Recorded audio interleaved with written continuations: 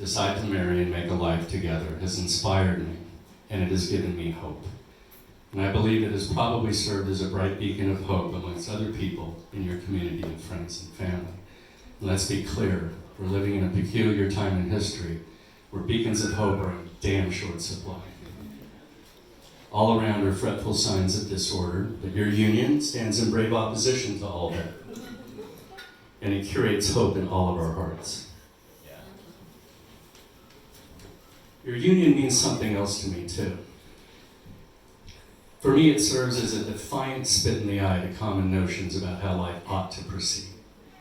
As a matter of fact, I think it stands as a kick in the ass to that word ought and all its odious little cousins, meant to, should, supposed to.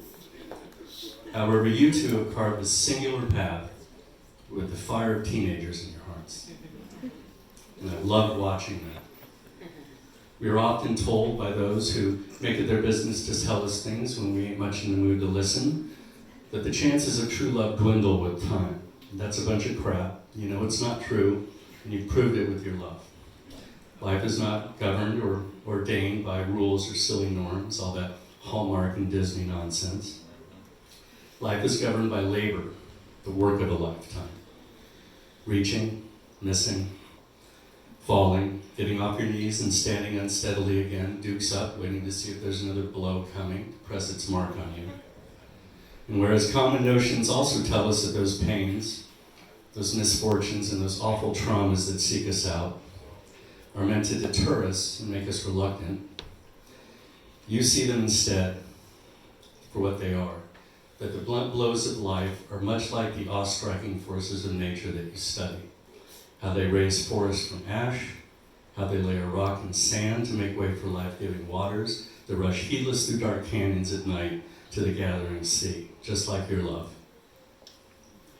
As you stand on the vista of this day and you look out on the expanse of your lives, I'm confident that you see them for what they are, complex and wondrous, works of art, seamless sums, perfect in their rough-hewed symmetry.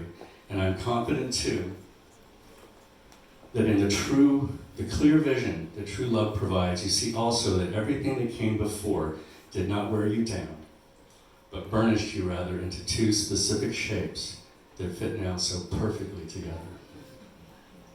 Jill and Chris, your love inspires me, and methinks it inspires all of us. It sheds a light on a path that is sometimes hard to see, and it puts me in mind of a passage from one of my favorite books, and I'd like to share that with you all in closing. Get to it.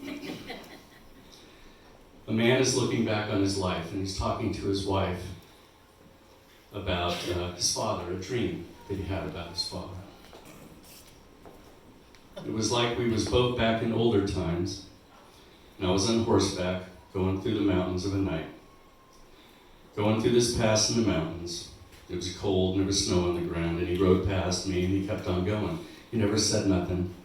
He just kept on going.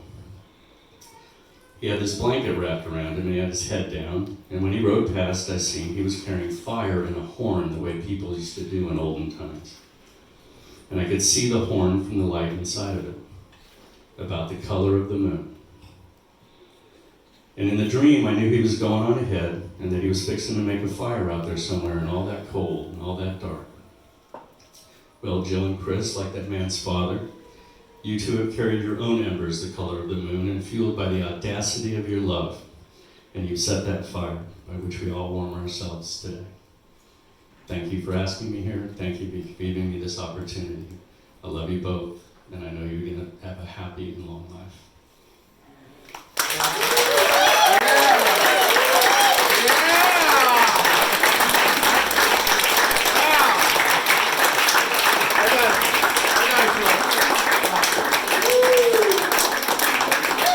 Go give him a hug.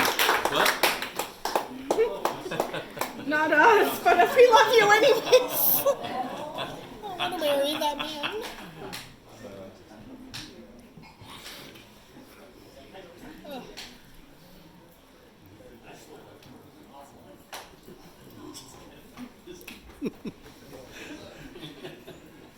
I told him I stole every line of it offline. find something. It's not true, though, really. Married?